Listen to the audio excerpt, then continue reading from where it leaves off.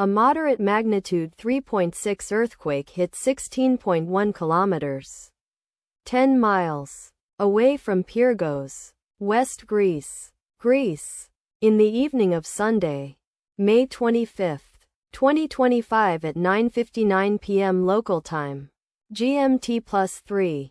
The quake had a very shallow depth of 13.4 kilometers, 8 miles, and was felt by many near the epicenter. The shallow depth of the quake caused it to be felt more strongly near the epicenter than a deeper quake of similar magnitude would. First to report EMSC after 2 minutes. The earthquake occurred 6 days after a magnitude 4.1 earthquake had hit on Monday, May 19, 2025, at 11:14 a.m. local time.